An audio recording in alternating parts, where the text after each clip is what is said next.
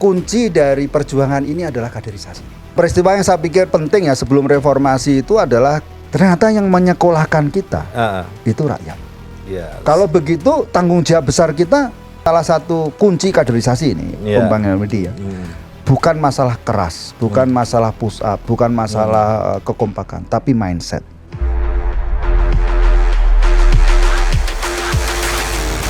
Halo sahabat OMB, obrolan Jumba.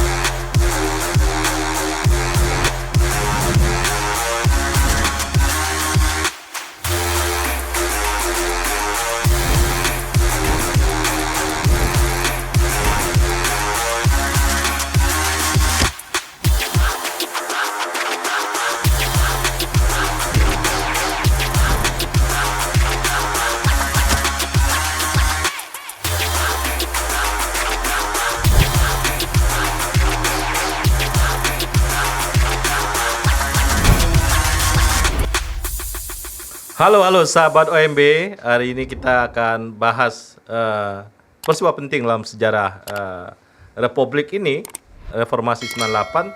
Tapi kita nggak bahas Reformasi 98-nya, kita bahas peristiwa penting sebelumnya yang mematangkan Reformasi 98. Nah hari ini ada Didi Fortunadi, eksponen 98 sebenarnya.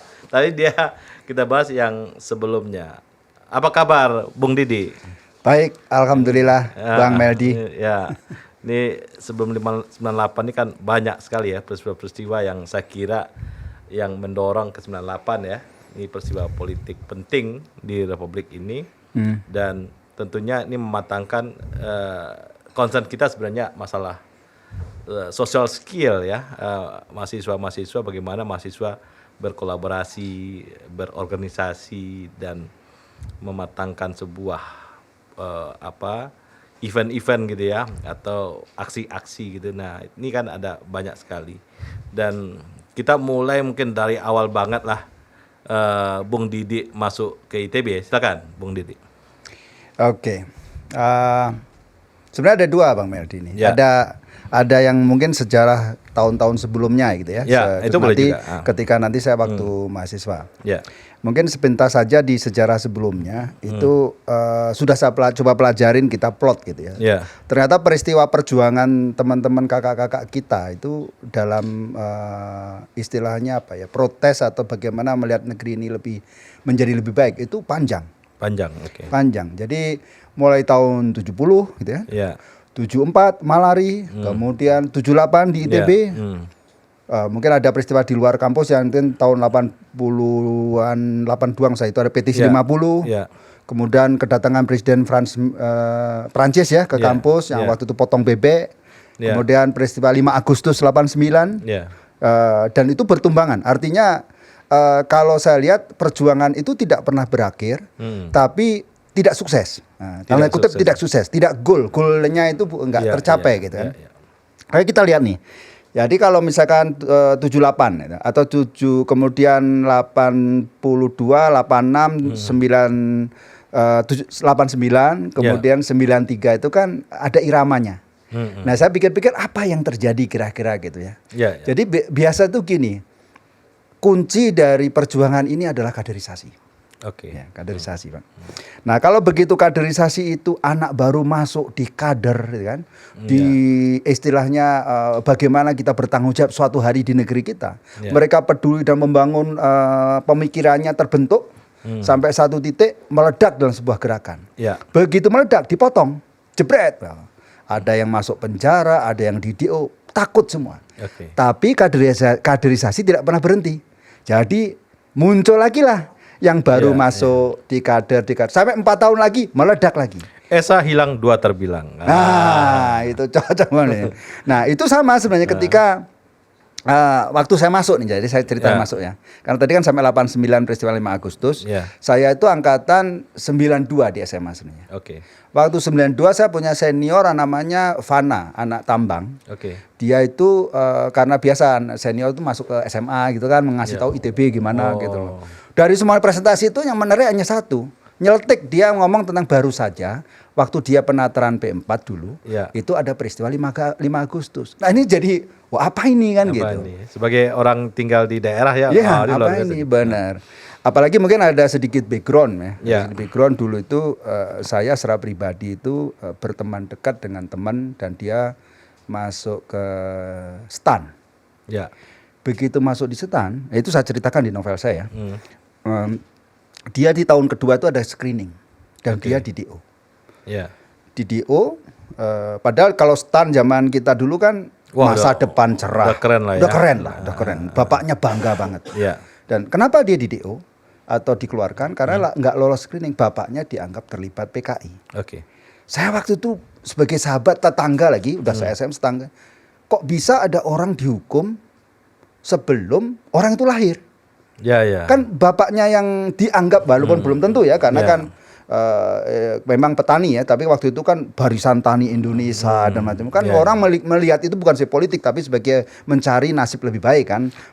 Tapi ternyata ada dianggap sebagai peristiwa politik dan anaknya terhukum dan bapaknya waktu itu mencoba bunuh diri. Ini akal sehat kita tergelitik. Tergelitik. Saya waktu SMA udah mulai tergelitik. Saya udah mulai ini ada yang nggak benar negara kita ini. Ya, mungkin nggak tahu teman-teman SMA masih hahaha itu. Rasanya saya udah mikir nggak tahu. Mungkin tua lebih dulu jangan-jangan saya. Kejauhan. Termasuk juga zaman kita dulu itu kan hanya TVRI. Nah, oke. Nah, TVRI itu kan ngomong tentang pembangunan, bapak pembangunan. Wow, pembangunan di mana-mana. Ya. Nah, saya itu punya tetangga pengangguran. Ya. Tapi karena syuting TVRI, dia diminta untuk jadi petani. Oh, dia ngaku saya udah 30 tahun jadi petani, penghasilan gini, terima kasih pemerintah. Padahal pengangguran. Ini propaganda. Jadi propaganda enggak. Jadi ada bibit-bibit apa ya? Kecewa ya, mungkin secara pribadi yang mungkin tidak semua orang mengalami. Bibitnya sejak SMA udah ada. Sudah running itu. Kegelisahan itu udah muncul. Ya. Nah, begitu tadi Mas Wana ngomong 5 Agustus, saya temuin dia di rumahnya. Saya pengen tahu lebih dulu. Mas Wana jurusan apa dia? Tambang 89. Jadi waktu peristiwa 5 Agustus dia di dalam. Dia sebagai orang yang penataran P4 di luar teriak-teriak kan gitu, rame-rame. Jadi senior ya. Senior gitu. Jadi dia bisa bercerita karena dia ada di dalam. Nah, terus waktu itu, wah kamu tertarik dia. Ini saya kasih buku. Sampulnya merah fotokopian. Nah, buku itu judulnya adalah Pledoi. Oh, ada pledoi dia. Dia bawa pledoi. Bawa pledoi. Dan ini itu pengarangnya Bang Amar. Bang Amarsa. Makin terinfluence nih. Waduh. Terpengaruh. Saya waktu itu zaman ini bayangin zaman Soeharto ya. Artinya keamanan kita tuh khawatir gitu ya. Kita terhadap keselamatan kita kalau kita mikirin politik. Jadi waktu saya lihat buku ini aja, saya udah deg-degan. Apalagi bacanya langsung Tanjung Priok sekian yang mati. Wow, ini nggak main. Tapi saya perlu fotokopi kan, dia minta dibalikin saya. Nah, untuk fotokopi itu aja mengendap-endap ya. Saya nunggu di toko itu sampai tengok kiri, tengok kanan gitu kan. Sudah mau tutup, saya nyelinap di dalam. Wah, terus dia juga kayaknya takut kan. Wah, gitu Mas. Udah, besok diambil. Taruhin di bawah meja. Kebayang nggak? Dia juga saya nggak tahu tapi saya merasa kebayang takut atmosfernya ya. Dia bisa kena delik itu. Benar sekali. Betul sekali. Aduh. Nanti begitu selesai besoknya, saya membawa fotokopian itu. Itu kayak orang deg sambil tengok jangan-jangan ada yang ngikutin. Apa ya istilahnya? Kekhawatiran yang berlebihan. Nah, begitu sampai rumah dan saya baca, waduh, semalaman saya nggak tidur. Saya ingat betul itu. Emosi saya. Emosi bagaimana data-data itu yang nggak pernah saya dengar. Dan menjadi satu evidence ya, proses yang pernah terjadi selama Orde Baru. Itu membuat saya saya harus ke ITB untuk jadi aktivis. Nah, ini agak aneh. Orang kuliah di ITB maunya mungkin mau jadi apa, tapi saya awal itu saya mau jadi aktivis. Motivasi beda nih. Motivasi beda. Agak unik deh. Agak unik intinya. Oke, lanjut. Nah, habis itu? Nah, waktu masuk ITB tahun 92, saya gagal. Nah, ini runtuh ya, runtuh. Karena saya mimpinya runtuh. Saya ngambil seni rupa. Dan saya fokus ikut Villa Merah dulu saya. Jadi yang saya pelajari itu persiapan untuk masuk seni rupa FSRD ITB dan nyatanya saya gagal. Padahal saya udah di Blitar itu sebenarnya pelukis jalanan, pameran. Jadi sudah dianggap seniman lah gitu. Tapi saya sempat nanya dulu waktu ke seni rupa, kenapa saya nggak lulus? Bagus juga ada seorang dosen yang nomormu berapa dicek gitu. Lah kamu udah jadi pelukis ngapain jadi kuliah? Udah kebentuk ya? Betul. Karena bagi ITB itu FSRD itu adalah bukan kumpulan seniman, tapi orang yang bisa dikembangkan untuk jadi seniman. Kalau tangannya terlalu kuat karakternya, nggak perlu paguyuban aja di luar kan gitu. Oh saya gitu, salah juga saya. Ya. Kadang-kadang informasi di daerah kan kita nggak ketahui kan. Benar. Jadi saya nganggur setahun Bang Wildy, kemudian pertengahan tahun saya fokus dari Blitar dan Malang ikut bimbel untuk nembus ITB tapi bukan seni rupa lagi. Sudahlah, mimpi seniman saya. Itu switch-nya susah loh itu. Maksudnya dari seni rupa pindah ke yang eksak gitu ya? Enggak juga, saya suka naik gunung pada prinsipnya. Jadi saya mana kira-kira jurusan yang berhubungan dengan naik gunung. Nah, itu satu. Ininya lebih ke ini ya, tujuannya lebih ke sampingan gitu, bukan tujuan utama gitu. Itulah, tapi yang waktu itu terjadi begitu memang. Motivasinya begitu gitu ya. Ya, oke. Ternyata saya lolos masuk geologi, teknik geologi ya, ITB. Kemudian waktu masuk itu ada juga namanya OSGAP dulu, namanya OSGAP. Ya. Ini saya tulis di novel dan saya dikritik sama teman-teman 92. OSKM itu tadi ya. Belum namanya OSGAP waktu itu. Dikritik sama anak 92. Karena saya nulis karena kan yang menangani kami 93 itu Binrunya lah gitu ya. Itu rata 92 kan. Yang baru di ospek yang masih botak-botak. Karena kan ospek yang kasus Jasa Meme ya. Nah, jadi saya itu ngerasa sebagai orang yang sudah mikirin banyak hal gitu ya. Melalui proses OSKM itu OSGAP itu nggak ada tersentuh wilayah spiritual saya gitu. Maksudnya proses itu tidak menyentuh saya sampai saya ya gregetnya itu nggak kena gitu. Nggak dapat. Saya datang kok gini aja, suruh ini pulang. Nggak kena gitu. Penjiwanya nggak masuk. Betul, ya nggak masuk gitu. Hatinya kasar kali. Nah, waktu saya tulis di novel saya tuh wah 92 nih Didik ngomong panitia seenaknya gitu. Tapi it's life gitu kan. Okay. Perbedaan pendapat kita nggak ini. Nah, kemudian Mas Wildy saya masuk di ITB di awal-awal TPB sampai sekitar sebulan sampai 2 bulan tidak ada apapun di kampus, di lapangan basket sepi, nggak ada poster-poster. Bayangan yang di rumah dulu nggak muncul, nggak terwujud, nggak kelihatan. Ini di mana aktivis itu? Saya sampai di mana para aktivis itu? Sampai karena saya bingung, saya sampai nulis di novel saya itu saya kebetulan nulis buku harian. Nah, ini agak menarik ini. Buku harian itu bukan cinta-cinta terus ya kan. Orang imitnya bukan buku harian pink ya. Bukan buku harian pink lah. Buku harian kalau ada peristiwa sesuatu yang ini saya catat gitu ya. Tanggal sekian ada pemikiran apa, ada peristiwa apa. Sampai nulis buku harian, ITB mati. Selesai sudah. Oke, saya kuliah aja lah. Karena nggak seperti yang saya bayangkan. Gregetnya nggak dapat. Sampai titik nih ya. Saya sholat di Salman. Masuk lewat pintu seni rupa. Di tembok itu ada gambar kecil A4 ya. Gambar Soeharto lagi pakai kayak bukan foto ya, pakai kayak karikatur gitu, nginjak papan, di bawahnya rakyat terjepit. Kamu mau apa? Ini negaraku, ini kekuasaanku. Saya langsung dek. Wow. Berarti masih ada aktivis itu. Tapi di mana kan gitu. Berarti masih ada. Hanya mereka bertiarap. Apalagi kemudian saya mendengar ada kasus skorsing massal ya, kasus ospeknya 92 di tahun kedua kan, di mana hampir semua ketua himpunan dan ketua kaderisasinya, ketua ospeknya itu kan kena skorsing. Ada yang variasi, tapi yang paling parah waktu itu kan di HMFT ya, Yos sama Me yang tadi. Oh, baru saya sadar. Oh, mereka semua aktivis tiarap berarti. Sementara harus lihat situasi dulu, menyelamatkan diri, mungkin gitu ya. Jadi nggak kena, benar. Hal-hal yang taktis ya. Benar. Nah, kemudian saya ceritanya gini. Saya mikir ini di mana para aktivis dan saya harus bertanya ke siapa. Nah, saya lihat makan di kantin pusat. Waduh, itu ada anak gondrong. Saya nggak tahu juga waktu saya gondrong kan. Makan, wah gini kan ngomong nanti begini nih kita situasinya nih skorsing tuh. Wah. Ini pasti salah satu aktivis gitu kan. Siapa tuh? Siapa itu kan? belum kenal nih. Belum kenal. Asep berlian kayaknya. 90 ya. Bisa jadi saya deketin. Mas permisi Mas gitu. Kenapa? Mas kalau aktivis itu ngumpulnya di mana? Pertanyaan anak Aduh lucu lah gitu pertanyaan yang Kamu bisa dibilang intel itu. dia langsung gini dia. Kamu siapa gitu kan. Zaman itu kan. Nah, Mas saya anak TPB baru Mas angkatan 93. Oh, oke. Jadi kamu apa nah? Saya pengen tahu aja Mas di mana, saya pengen ikut lah gitu. Oke, dia sebutin dulu itu. Kalau mau aktivis itu kumpulnya di beberapa unit yang ngomong gitu. Ya selain yang di himpunan ya. Dia sebut PSIK, dia sebut Boulevard, dia sebut GAS, Gabungan Aspirasi Sastra, dia sebut STEMA. Oke. Jadi dia sebut beberapa unitnya. Kalau mau cari aja di situ lah, itu masih banyak itu dedengkotnya gitu. Nah, di mana Mas? Oh itu di SC Timur gitu kan. Di ruang sekian-sekian. Nah, saya itu mulai dari situ langsung bergerak saya. Langsung bergerak. Itu saya lihat PSIK, STEMA berantakan wajar. Di mana-mana berantakan ya. Unit-unit hancur gitu. Di PSIK itu ruangannya kotaknya agak pojok dulu ya, agak pojok, sampingnya paduan suara ya.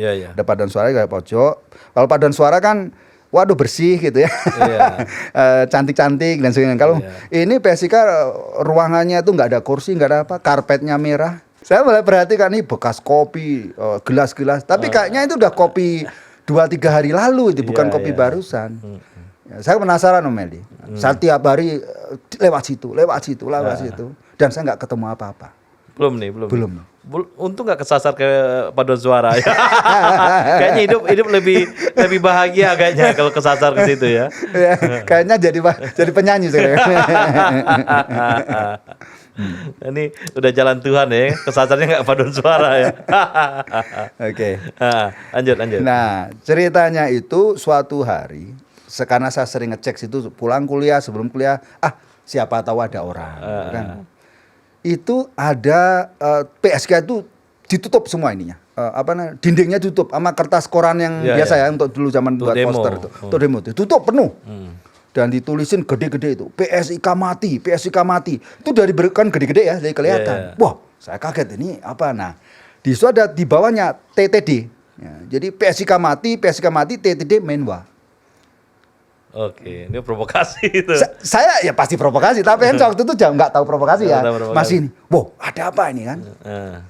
Nah, saya kebetulan lagi memperhatikan, tiba-tiba datang anaknya tinggi besar, pakai sepatu lapangan, celana lapangan, pakai celana lapangan gitu ya, pakai sepatu tentara gitu, datang, tiba-tiba dirobek tuh, emosi dia, wah saya udah kaget, wah ini kalau pakaiannya kayak main ini kan, tapi dia ngerobekin, terus dia buang ke tempat sampah. Nah di situ saya datangin dia. Ditanya dia, kamu siapa? TPB gini-gini. Terus saya kenalan. Ini mungkin ya kita tahu dia ini kalau udah tinggi pakai suka sepatu lapangan gitu kan. Ternyata dia 91 nggak salah ya. Anak tambang. Jurfian Mirza. Ivan. Oh, dia itu. ngerobek. Dia itu yang saya temui pertama kali. Dia ngerobek itu. Robek. Lanjut. Saya tanya, "Mas, gimana?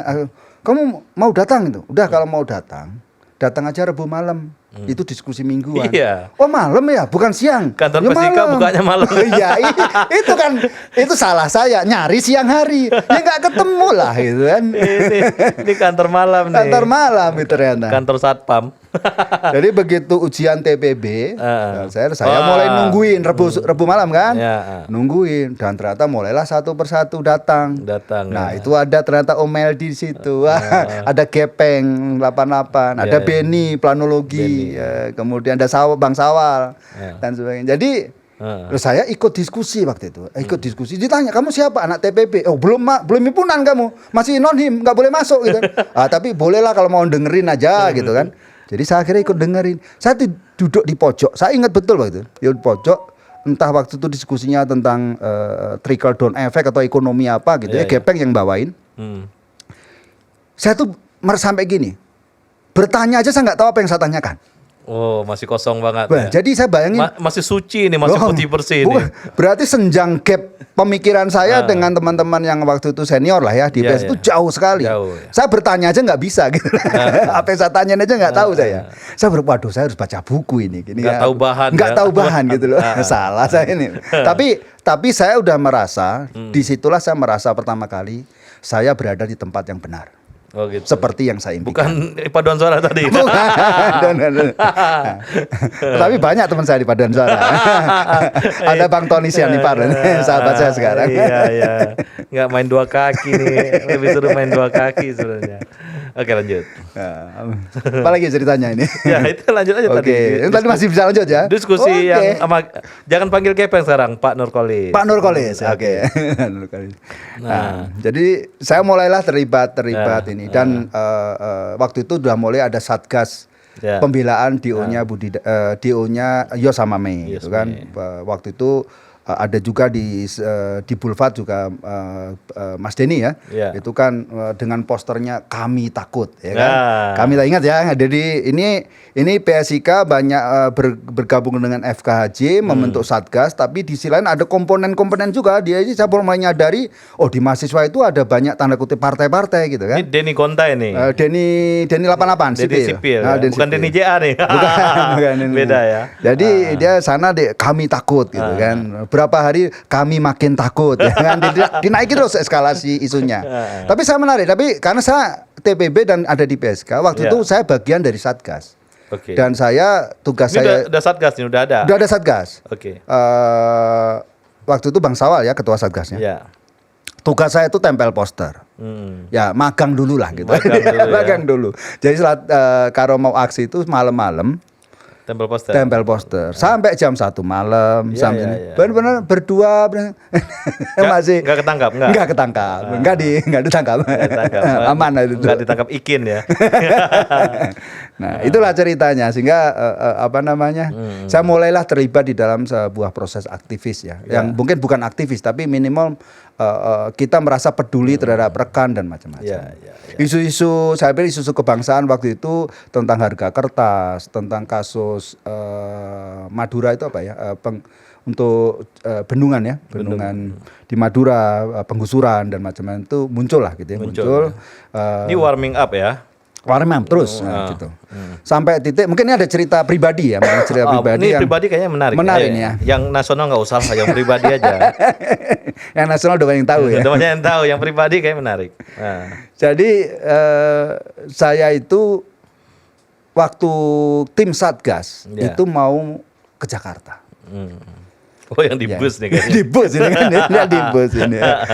Yang ini sel-sel kan, aduh, sel-sel itu kan. Saya bingung ini. Oh kamu harus ikut. Waduh ikut kan.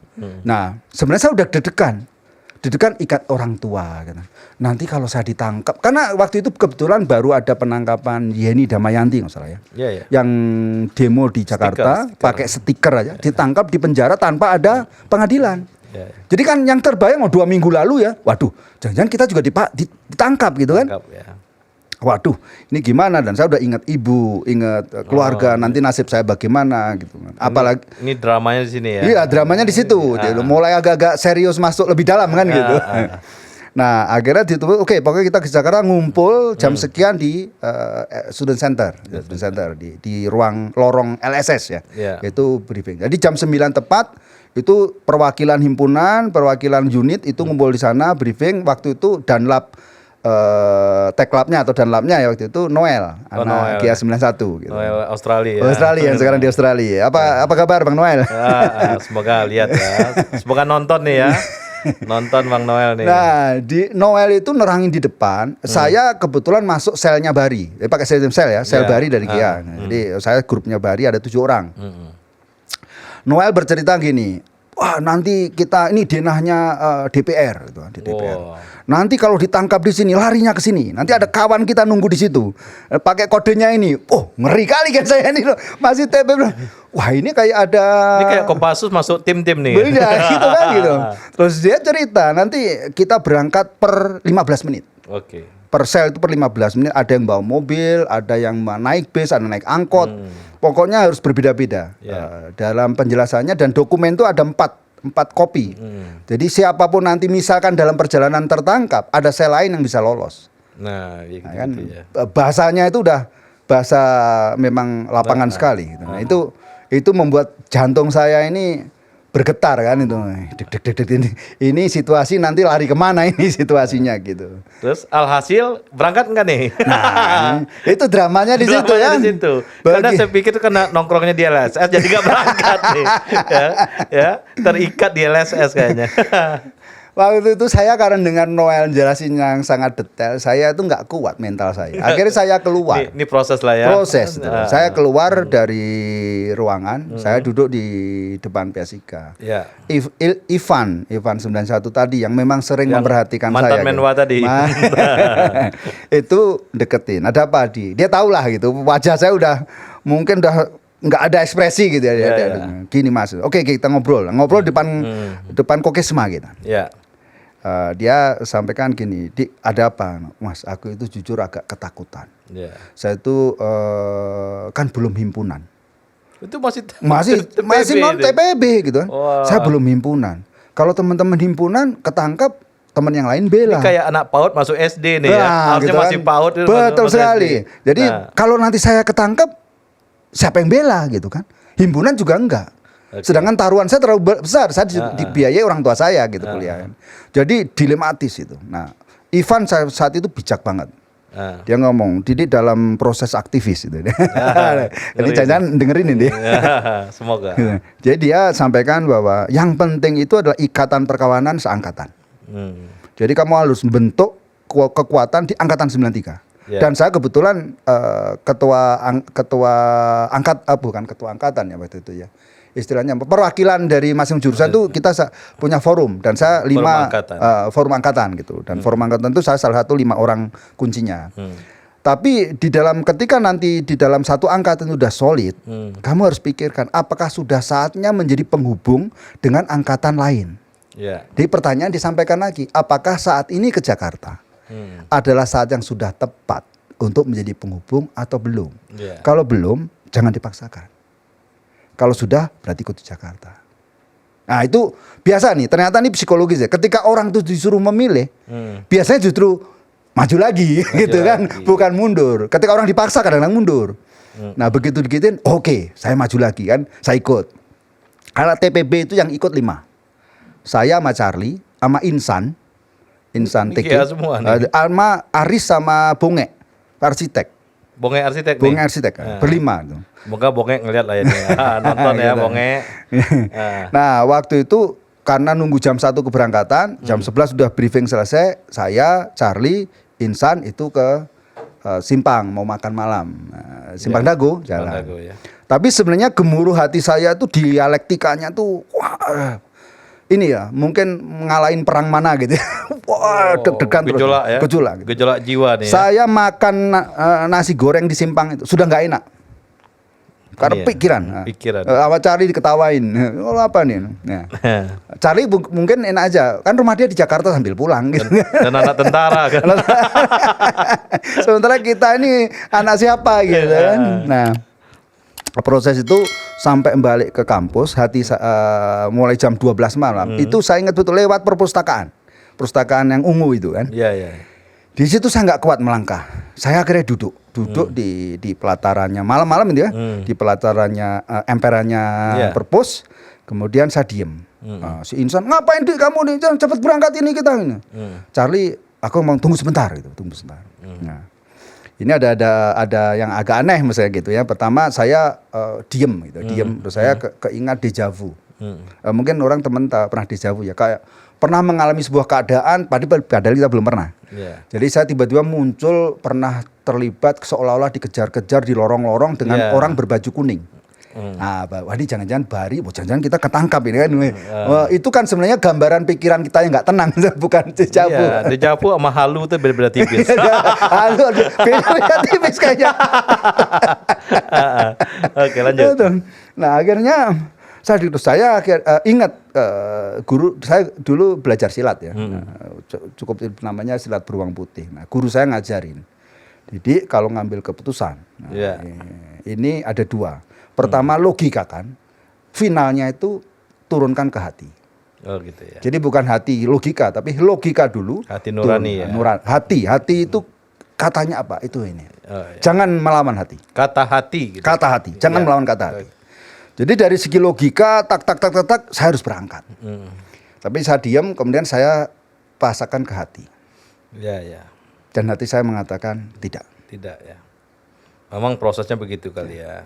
Dengan apapun risikonya, hati saya mengatakan tidak. Saya berdiri, Charlie udah agak di jauh gitu. Charlie, gini. Sorry Charlie, aku nggak jadi ikut. Ya, ya. Charlie langsung berbalik, merangkul saya. Kita berangkulan, Charlie ngomong apa? Doakan aku selamat, Di. Ngeri kan? Padahal nggak ngapa-ngapain di depan perpustakaan ini. Belum ngadepi tentara ini gitu loh. Maksudnya itu aja udah kayak udah hidup mati gitu loh. Iya. Tapi it's life ya, it's proses gitu loh. Ya, Jadi saya akhirnya ngomong, ini kayak di film-film nih. Kayak di film-film. Pelukannya ya. iya, pelukan film-film. Film-film naga bonar nih kayaknya. Jadi yang tepuk pundak saya, doakan aku selamat, Di. Oh iya, semoga selamat. Di film-film dulu gitu tuh. Oke. Sekarang saya bisa ketawa gitu. Padahal waktu itu stresnya bukan main. Main ya. Mungkin udah diare kali ya.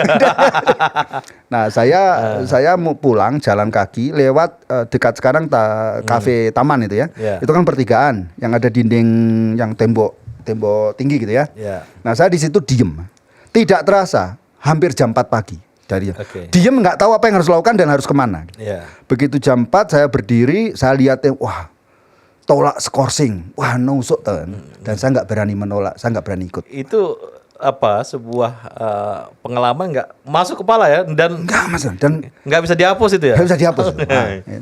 Akhirnya saya pelan-pelan pulang ke kamar saya itu saya kos di Titim Pelik Dalam, di bawah dikit saya turun ke bawah ke kamar saya sempit itu ya dan saya sholat subuh.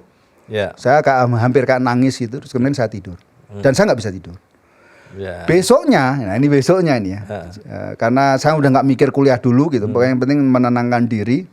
Besoknya saya makan di kantin depan kos-kosan, di ujung gang gitu, dan di situ kan dulu RCTI udah mulai ada nggak salah ya, jadi dia kayak liputan 6 atau apa gitu ya, muncul di situ.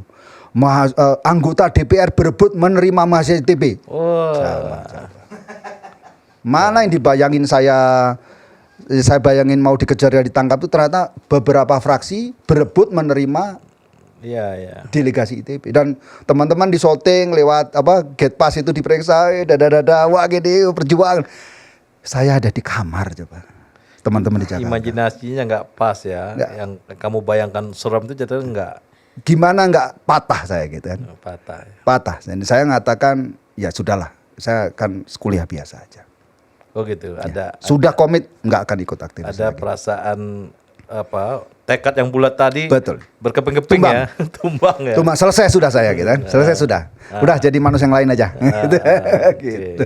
Ini satu babak hidup ya. Naik turunnya gitu kan itu. Nah, masih terus. Jangan dong, terlalu panjang jangan ceritanya. Nah, terus ada peristiwa penting tuh. Apa aja nih, Kang Didi yang ingat yang wah nih peristiwa luar biasa. Misalnya dulu ada yang kita ingat demo-demo Makassar, demo macam-macam. Silakan. Oke, mungkin saya terusin sedikit titik baliknya ya. Oke. Ya, tadi. Jadi waktu besoknya saya udah tahu gitu. Besoknya saya ke kuliah. Dan jadi mahasiswa biasa masuk kuliah. Saya lihat Insan. Yang dia ikut di Jakarta. Kalau Charlie nggak belum pulang karena dia sekalian pulang kan, pulang ke Jakarta. Nah, Insan udah muncul di kuliah. Saya tanya gimana kemarin? Enggak, biasa aja. Saya sampai gemes gitu. Oh jelas-jelas di TV kelihatan sukses ya, perjuangan sukses, tapi dia biasa aja enggak nih. Sampai membuat saya agak kesal gitu loh. Sampai setelah selesai kuliah dia saya tarik, cerita dong ini. Aku nggak boleh cerita. Siapa yang melarang kamu cerita? Ivan.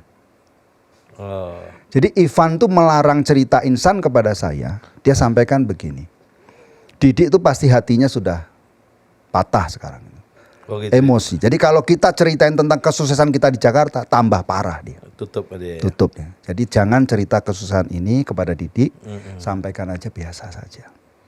Nah. Saya berpikir zaman itu saya belum lama kenal Ivan, belum lama kenal teman-teman. Kok dia sudah begitunya memikirkan apa yang saya pikirkan? Dia saya langsung lihat ini ada sebuah kemurnian dalam gerakan kemahasiswaan. Ada sesuatu yang nggak terukur gitu ya. Dan ini nggak bisa diukur apapun. Jadi dengan perhatian simpel kecil yang dari Ivan itu membuat saya inilah jalan hidup saya. Saya jadi aktivis lagi. Wah, balik lagi Balik nih. lagi. Ini on off seru nih. Ngeri itu. Ngeri itu. On off nih. Datang lagi lah ke Basica, lagi. datang lagi diskusi semuanya. Gitu. Ini dalam agama ada tuh hati yang dibolak-balik gitu ya. Oke, tadi pertanyaan gimana yang berikutnya tadi? Yang tadi tuh kan banyak tuh ya peristiwa-peristiwa penting nih. Yang menarik apa, cerita aja. Oke, peristiwa penting mungkin sedikit kecil tapi mungkin agak menakutkan saya waktu itu Juli ya. Itu waktu itu kita dampingi buruh tekstil masalahnya. Tentang dan sebagainya di Cimindi, nggak usah Cimindi mana. Tapi kan teman-teman tahu saya ikut dan sebagainya, walaupun nyediain tenda dan macam-macam waktu itu.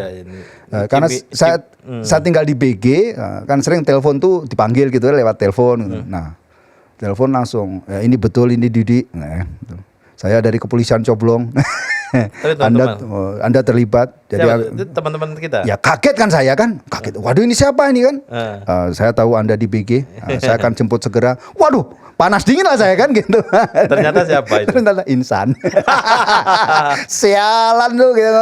Wah, buat saya panas dingin akhirnya di ujung ketawa ngagak dia. itu hal kecil ya. Terus mungkin peristiwa yang cukup itu waktu itu masalah Makassar ya.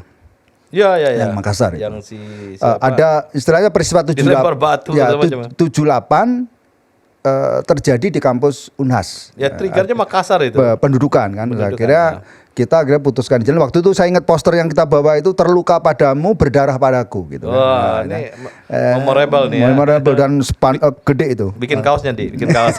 Terluka padamu berdarah padaku. Keren itu. Itu kalau nggak salah yang nulis Henny itu. Henny matematika. Mang Henny emang hatinya banyak terluka. Banyak terluka. Ini dengerin Henny dia. Pasti dengar dia. Jadi semua yang dipanggil di sini pasti dengar lah. Nah, itu yang saya pikir pertama kali kita turun keluar dan waktu itu saya ingat anak 95 itu sudah diksar ya dan sebagainya. Jadi teman anak dia itu di depan paling depan, nah itu melawan disemprot di batu, disemprot dengan gun ya di depan Boromius. Jadi kita nggak bisa nembus keluar dan sholat bareng waktu saya ingat betul itu. Waktu di depan dikunci gitu kan, tiba-tiba di belakang ditutup truk tentara tuh, truk, dan waktu itu Bang Meldi ya kan lari ke belakang langsung tidur di jalan. Nggak ada, saya tuh nggak ada. Langsung di jalan. Saya juga kepikir, berarti kan kalau dia nekat dilindas kan, tapi tentu truk itu berhenti. Jadi untuk memberi space kita untuk kembali ke kampus. Kalau dikunci di pertigaan Boromius, maju nggak bisa, belakang tentara, depan polisi, habis kita. Itu peristiwa yang cukup pertama kali turun tapi gagal. Ya. Gaungnya nggak gagal, tapi itu gagal. Menjadi amplifier lah. Betul. Magnitudenya naik. Naik. Nah. Apalagi nih? Nah, peristiwa yang saya pikir penting ya sebelum reformasi itu adalah organisasinya. Ya. Dalam melakukan gerakan itu satu tadi saya sampaikan kaderisasi. Ya. Yang kedua organisasinya. Oke. Cerita organisasi kita. Organisasinya itu saya pikir mulai terbentuk ketika OSKM 95. Kebetulan saya jadi ketua Danlamnya gitu ya. Jadi kalau kita lihat OSGAP di kita waktu masuk 93, kemudian OSKM di 94. Waktu itu Bang Poltak ya dan labnya. Nah OSKM lagi di 95 itu agak sedikit berubah. Di 94 tuh tidak semua mahasiswa mendukung OSKM, tapi sebagian. Nah di 95 semua elemen mahasiswa mendukung OSKM. Artinya ini memang porsi harus kita ambil. Kita nggak boleh kehilangan momentum mengkader adik kelas gitu ya. Jadi apapun konsekuensinya diambil, dan kebetulan Rektorat juga kooperatif, yaitu mengirim waktu itu 3 orang, Pak Budi, Pak Sarmidi ya, sama satu lagi siapa gitu. 3 orang ya. Pak Sri Raharjo lupa. Oke. Tapi intinya proses Giovanni. Pak Giovanni. Bintang Raharjo. Artinya tapi mungkin singkat saja. Ya. Proses OSKM itu cukup dramatis lah ya. Dari segi setting kita materi, saya memanggil peserta itu Tapol dan Tapil. Untuk 95 ini, kalau 95 Tapol pasti ingat ya, karena itu sangat memorable kan. Kalau mereka manggil saya jenderal gitu. Nah, satu hal konsep di 95 yang berbeda dengan 94 adalah kita tidak pernah menghukum peserta. Oke. Tapi kita mengkondisikan mereka mengambil tanggung jawab. Ini OSKM bersih lah ya, Bersih. Bersih ya. Bersih. Dan tidak ada kontak fisik ya. Tidak ada kontak fisik. Oke. Dan porsi tanggung jawab itu misalnya kalau saya panitia dan panitia itu salah, Ya. ya panitia harus push up. Ya. Saya nggak peduli. Dan itu pernah kita push up bersama-sama di depan peserta. Karena kita membuat kesalahan. Nah, artinya itu cukup bagus. Dan hal yang paling penting kita mampu membawa peserta itu turun ke jalan 1.500 orang dan tidak dihadang oleh polisi. Oh, yang keliling-keliling itu ya. Keliling itu. Pawai galeri Itu jadi di dalam proses itu ada namanya kita sesi membuat poster. Boleh mengekspresikan mereka berlatih membuat poster per grup gitu ya. Nah, poster itu boleh dibawa saat kita turun ke jalan. Nah, turun ke jalan karena ribuan orang kan. Saya pakai body wave, pakai instruksi bendera. Pakai kuda ya, kuda. Itu yang cerita lucu lagi saya ini. Karena ada film Braveheart waktu itu dan kita nonton, teman-teman panitia pada nonton kan. Kuda, wah, ini inspirasi nih. Kayaknya kalau OSKM kita pakai kuda keren ini kan. Ya, jadi saya dikasihlah cat warna kan, wajah sudah dikasih setengah biru kan, itu setengah putih kan. Rambut gondrong. Kemudian saya pakai kaos yang tulisannya ini 95 nih. 95. Kaos saya tulisannya yang satu diktator Indonesia ya, punggungnya gitu kan. Terus kemudian kita turun, tapi waktu saya belajar kan anak-anak dikondisikan, saya belajar naik kuda. Ternyata naik kuda itu susah. Belok kiri, belok kanan tuh. Saya pikir kalau saya danlap terus jatuh dari kuda diketawain ini kan itu. Lebih memalukan gitu. Lebih memalukan. Jadi saya putuskan tidak pakai kuda, walaupun sempat berlatih. Ada berjalan. Akhirnya nggak pakai kuda. Nggak pakai kuda finalnya. Kuda tapi pakai bendera. Kalau misalkan bendera ke kiri itu instruksi yel apa, ke kanan apa, begini body wave, begini lagu dan macam-macam. Kita bawa itu 1.500 orang turun sampai BIP, berputar ke kiri, kemudian ke atas lewat di Pati Ukur. Wah, seru. Di mana di Pati Ukur Unpad juga sedang ospek. Begitu ada pasukan mereka benteng itu, mereka panitia tuh berderet langsung ke pagar. Untuk antisipasi. Ini simulasi yang saya pikir secara alami terjadi. Sehingga kita mengepung karena ujungnya sudah sampai di belakang masih belum sampai Unpad. Kan itu keliling gitu kan. Nah, kita lah yel-yel gitu kan. Jadi kalau kita ngomong apa bahasa esprit de corps ya, itu muncul ke ITB-an maupun ke Unpadannya mereka harusnya muncul juga. Wah, rasanya ITB Unpad gitu. saling lempar. Korps itu butuh musuh. Korps itu timbul banget. Jadi secara agenda materi membuat si peserta anak baru itu proud itu dapat banget itu. Jadi dia merasa kalau pakai kuda dapat lagi tuh ya kan. Dapat saya jatuh tapi. Enggak lah, naik kuda yang gitu aja. Coba waktu bisa diulang ya. Mungkin banyak juga yang nelpon kan. Mas Didi, itu ada sinetron dalam sinetron itu. Di sini. Itu yang masalah. Dari situ kok nggak ada satupun yang dapat itu. Yang nyangkut. Ya, terlalu ini sih. Nggak ngebuka banget ini. Bukanya dikit itu. Harus bukanya banyak. Oke, lanjut. Oke. Nah, dari situ begitu OSKM itu selesai. Begitu OSKM selesai itu saya jadi figur. Jadi sampai kalau ada pemilihan ketua Dema kepilih pasti ya. Karena apalagi setelah itu rektorat membuat angket. Angket bagaimana pelaksanaan OSKM.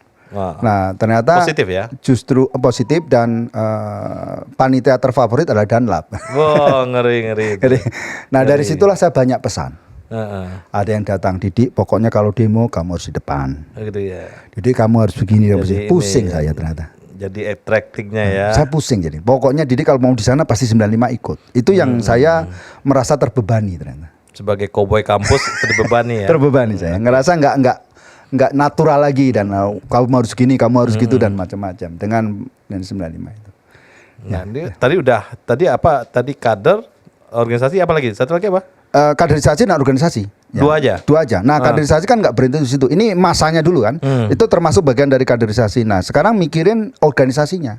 Nah, organisasinya ini kan ITB itu satu-satunya kampus yang sampai tahun 96 itu, era 95-96 itu belum menerima SMPT. Sampai kita di Bredel dianggap organisasi tanpa bentuk, tidak diakui di dalam ITB ya waktu itu semua himpunan, kecuali satu himpunan. ada gitu. Ada lah ya. Ada. Jangan cerita, jangan. Nah, kemudian waktu kita seperti itu, kita dulu itu teman-teman senior kita ya. Iya. Ketika Dewan Mahasiswa dibentuk, waktu eksis waktu tahun Kita 78. ada persiapan apa dulu yang Ya. Bung Luki bikin ya? Kongres. Nah. Itulah. Jadi kongres yang kita rintis di 9596 itu bagian dari membangun organisasi Ya. untuk mengembalikan KMITB. Nah. Yang dibekukan oleh zamannya Daud Yusuf. Bang Daud Yusuf, tapi sepemahaman saya nih Bang Meldi ya. Ya. Waktu Daud Yusuf melarang itu bukan berarti anak ITB patah dan selesai. Bukan. Enggak. Dia tetap harus melakukan pemilu, tapi siapapun yang muncul jadi ketua dewan mahasiswa itu kena skorsing, Ya. kena isu. Jadi akhirnya kalau ini kayak sekitar 8182 ya. Kalau bahasa dulu ketua himpunan tambang itu Mas Pramono Anung. Ya. Jadi teman-teman Kahim itu melihat kalau setiap orang yang muncul kena skorsing ya tidak efektif. Kita mau cari apa? FKJ ya. Betul. Kita kembali ke kantong-kantong, kita bekukan. Nah, yang bekukan bukan Daud Yusuf ya.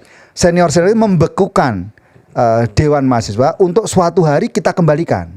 Nah, dengan dibekukan ini tanpa ada ADRT muncullah FKHJ. Di mana kalau 21 sudah 2 ketua himpunan ya. Iya.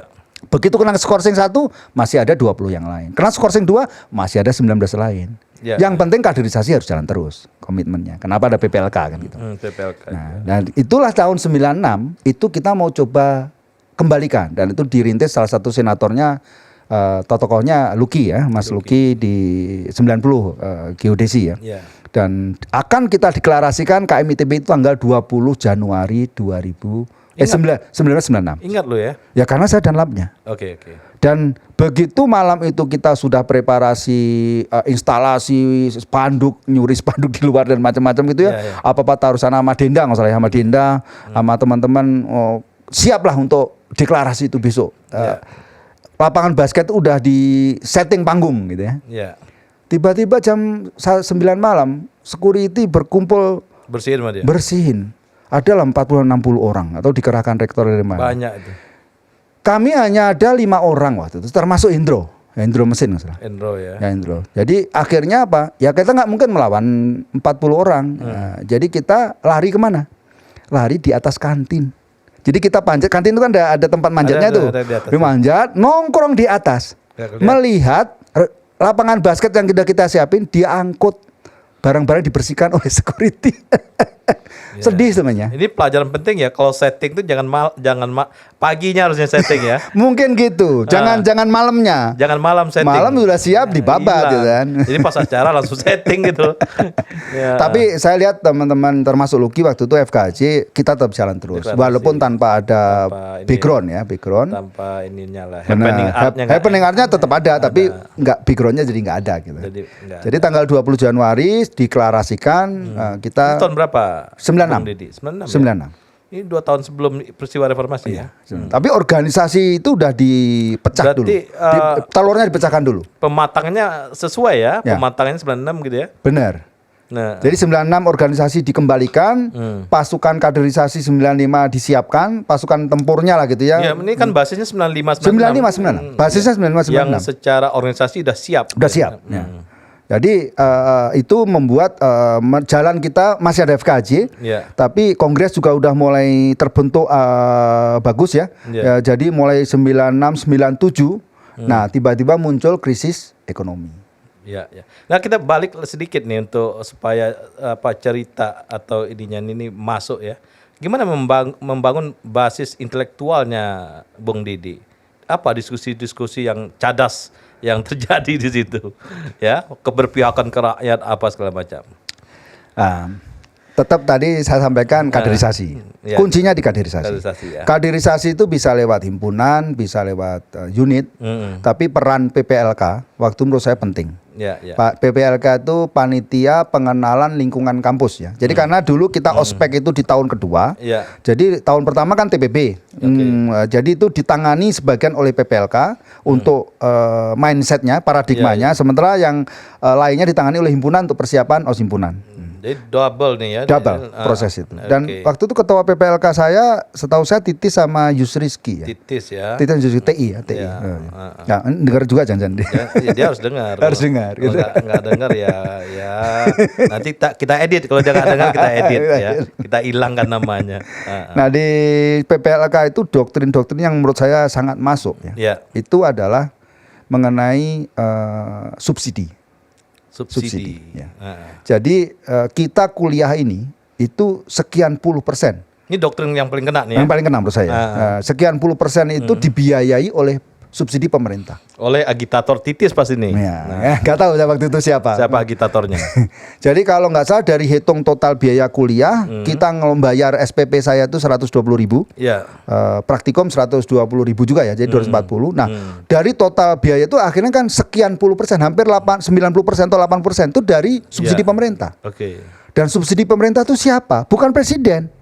Itu adalah uang rakyat. Nah, ini dari pajak. Penting itu. Dari pajak ya. Dari pajak. Jadi jangan sampai pemerintah menganggap dana pendidikan tuh ini aku yang ngasih loh. Bukan. Itu adalah kita pajak, gajian juga dipotong teks dan macam-macam ya. Nah itu. Jadi kalau kita ditanya sebenarnya siapa yang mengkuliahkan kamu di ITB ini atau di kampus-kampus ini? Apakah dari SPP ibumu atau dari rakyat? Ternyata pemegang sahamnya rakyat. Betul sekali. Ternyata yang menyekolahkan kita itu rakyat. Kalau begitu tanggung jawab besar kita kepada rakyat harus. Shareholdernya itu rakyat paling besar. Mungkin 90% ada kali ya. 90%-an. Itu waktu dihitung ada hitungannya gitu ya. Iya. Itu 90%-an. Kayaknya emang yang ngomong tuh agitator Titis itu ya. Karena dia suka ngitung-ngitung yang gitu-gitu. Ya. Bicara dengan data gitu ya. Jadi dia sampaikan kalau rakyat itu ada apa-apa, rakyatnya kesusahan, rakyatnya sedang menangis, diperlakukan tidak adil, apa yang kita lakukan? Loh, itulah pemilik saham kita yang memiliki kita yang paling utama kita menjadi sekolah ini. Dan harus tanggung jawab kita. Dan kita harus bekerja untuk mereka. Nah, di situ kena tuh. Kena. Ada lagi yang banyak yang kena itu. Hampir semua kan jadi ini. Jadi menurut saya salah satu kunci kaderisasi ini, Bang Helmidi ya. Bukan masalah keras, bukan masalah push up, bukan masalah kekompakan, tapi mindset. Jadi begitu mindset itu bahwa kita adalah anak bangsa. Dan kita akan memegang bangsa ini 15-20 tahun mendatang. Kalau kamu korupsi, nanti yang menjadi pemimpin bangsa itu kita ini. Kalau kamu habiskan sekarang, kami makan apa? Kita harus peduli pada nasib bangsa. Oke. Kita tambah sedikit untuk leadership-nya. Ngebentuk nggak leadership di situ? Pas selesai kuliah tuh, wah, kepakai banget nih ilmu leadership waktu di kampus gitu. Gimana, Bung Didi? Nah, kalau menurut saya itu 1000%. 1000% bukan 100%. Itu sangat besar pengaruhnya. Nggak ngefek baca-baca buku leadership ya. Jadi maksud saya gini, proses yang kita alami selama di kader dan tentu proses selama ini menjalani bersentuhan atau exposure dengan peristiwa-peristiwa yang memang tadi konflik batin dan macam-macam itu membentuk leadership kita. Membuat kita lebih percaya diri, tidak gentar ngomong di depan orang banyak dan sebagainya. Itu kuat sekali dibanding mungkin teman-teman yang tidak mengalami proses itu. Waktu saya nulis novel ini, ada teman 93 aja yang kok aku dulu nggak ngalami itu ya deh. Juga bingung, kita tahunnya sama. Daftar lagi. daftar lagi. Ya kan? Daftar lagi aja kan? Apa susahnya kamu daftar lagi deh kan? Jadi intinya itu tapi aku dulu juga nggak setuju sama Bang Meldi. Ada yang nggak setuju dulu. Ini ngeri-ngeri sedap. Udah sedap tuh. Sama doktrin saya, kuliah itu tidak penting. Saya nggak setuju. Itu ya. Kuliah tetap harus penting. Tapi aktivis organisasi juga penting, nggak kalah pentingnya. Kan habis baca buku bebas dari sekolah kan. Bung Meldi dia ngomong ke sekolah nggak penting. Iya, nggak penting sebagai output kan, tapi penting untuk membangun intelektual, wawasan, horizonnya penting kan. Siap. Ini kadang-kadang baca buku tuh. Buku kita aneh dulu kan. Jadi waktu saya nulis novel itu kan harus mengkarakterkan gitu kan, mengkarakterkan itu ya. Salah satu kan karakter Anto, Bang Sawal, karakter siapa teman-teman lah ya. Teman-teman termasuk Bang Meldi kan ya. Bang Meldi ini karakter filosofis. Ya, di filosofi ya ini. Filosofnya mahasiswa ini ya kita. Karena terlalu banyak foto. Waktu sama nulis yang di majalah Salman nggak salah ya. Apa yang fenomenologi apa gitu. Iya gitu. Saya bingung ini enggak nangkep saya ini. Ini terlalu tinggi bahasa atau saya yang kurang ini. Hanya orang-orang Salman juga yang ngerti. Lain nggak ngerti juga. Artinya abstrak itu betul-betul abstrak ya. Jadi dia menulis sangat abstrak gitu, tidak realis gitu tulisnya. Ya. Nah, itu bagian-bagian dari kita melatih otak-otak kita kan. Jadi stretching otak tuh sejauh-jauhnya gitu dengan tulisan yang sangat abstrak. Nah, itu juga penting gitu kan. Nah, dulu kan luar biasa bacaan banyak ya. Sekarang orang kan bisa lewat handphone apa segala macam. Dulu kan bacaan gelap apa segala macam. Fotokopian yang dilarang gitu ya. Itu juga memberikan banyak cara pikir kan itu ya, dan itu menarik. Nah, terakhir nih ya, sebelum kita tutup nih ya, sahabat OMB, percintaan gimana kan? Apa nih? Ada ciprat-cipratan nggak? Aduh, ini pertanyaan berat ini. Ini berat ini dibanding yang tadi itu berat ini nih. Garis umum aja, jangan sebut nama, bahaya nih kalau sebut nama bahaya. Ada lah ya. Nah, jadi di dalam novel itu kan penting juga ya ditampilkan hal yang ya kita jangan terlalu serius lah gitu. Ini romantik zaman dulu lah. Zaman kalau lihat anak-anak zaman sekarang tuh enak loh kalau pacaran. Ada handphone, janjian, ada WA call. Zaman kita ada. Handphone nggak ada. Ada telepon umum kan. Kita datang ngapel, anaknya nggak ada di rumah. Udah jauh-jauh lah gitu. Udah jauh-jauh pinjam motor gitu kan. Bensin juga nggak modal sampai di sana nggak ada ya. Karena nggak mau bisa memastikan. Jauh gitu ya. Sampai ke Riung Bandung kayaknya. Wah spesifik kenapa Riung Bandung. Dari situ lama sampai ke Riung Bandung ya. Ternyata nggak ada. Terus ketemu di jalan sama orang lain. Gitu-gitunya ada ya. Atau ada dulu yang telepon umum yang seumur hidup ya, yang di TI, ingat nggak? Kalau saya di BG ada yang seumur hidup. Oh, ada juga terus. Enggak seumur hidup. Satu koin seumur hidup. Tapi enggak koin, dia udah bayar. Tagihan saya jadi besar gitu kan. Gitu. Ada di TI yang seumur hidup gitu. Jadi ada yang ngutak-ngutik gitu ya. Kita kan anak-anak pada nakal kan utak-atik. Satu koin itu bisa seumur hidup. Sampai pagi. Tapi banyak yang ngantri akhirnya karena seumur hidup itu. Ya kan? Itu juga menjadi alat komunikasi penting ya. Dulu mungkin saya cerita yang saya tulis di novel aja lah. Yang nggak ditulis, yang belum ditulis novel jangan diceritain. Biasalah, saya ini kan orang merasa dari kampung gitu ya. Wajah juga pas-pasan. Beda sama teman-teman yang tadi. Dulu tuh gara-gara kucel itu tuh. Wajah sih oke sebenarnya tapi kucel aja. Tadi udah cerita ya, waktu tahun 2014 saya ikut 93 mau memilih ketua angkatan. Setelah ketua angkatan alumni. Kemudian saya ikut dan saya menang gitu kan. Jadi terpilih jadi ketua angkatan. Tapi ada yang kita yang nanya teman saya itu, Didi, kamu itu betul 93? Loh, kaget saya. Kok aku dulu nggak tahu ya? Jurusan apa? Jurusan geologi. Oh, kalau geologi kena Charlie. Waduh, berarti saya nggak masuk radar itu. Wajahnya di bawah rata-rata. Nggak dikenal. Oke. Saya di kos-kosan ya, di kos-kosan itu waktu itu di Titimplek kan, jalan kecil di rumah-rumah yang di lereng-lereng lah gitu ya. Itu kok ada seseorang yang menarik gitu kan. Wah, ini seru nih. Gitu. Ini bisa sejam kita nih. Sejam tambahan ini. Kapan kita makan ini? Nah, ini cek and recheck nih. Akhirnya saya kenalan itu kan, coba-coba kenalan. Ternyata disambut dengan baik gitu. Oke. Saya juga mikir kok antusias banget dia juga kan gitu. Dia kalau nggak salah kuliah di satu lah ya di Ciamplas, nggak tahu kampusnya apa gitu. Kenalan gini ini saya suruh datang ke kosnya. Wah, inilah menarik lah gitu ya, menarik tiba-tiba aja dalam waktu singkat hubungan itu deket gitu ya. Dan hangat kali ya. Dan hangat gitu ya gitu. Sampai suatu titik ini kejadian benar Mas ya, satu titik dia diundang, kamu nanti bisa datang ke kosku nggak gitu. Bayangan kita kan ya seneng-senengan gitu, datang ke kos nanti gini ngobrol. Tapi ternyata sudah ada laki-laki lain. Nah ini nih, ini ada penumpang gelap. Ada penumpang gelap gitu kan. Loh, saya juga bingung. Oh, ternyata ada lagi satu laki-laki. Jadi ada 3 laki-laki, 1 perempuan. Ya.